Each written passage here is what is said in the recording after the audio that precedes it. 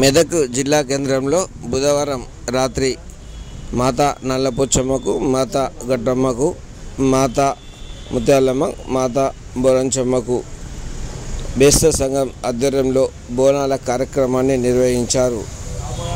రాత్రిపూట బోనాలను మాతా నల్లపోచమ్మకు తీశారు. మాతా నల్లపోచమ్మ మందిరం చుట్టూ 5 ప్రదక్షిణాలు చేసి అమ్మవారికి బోనాలను సమర్పించారు.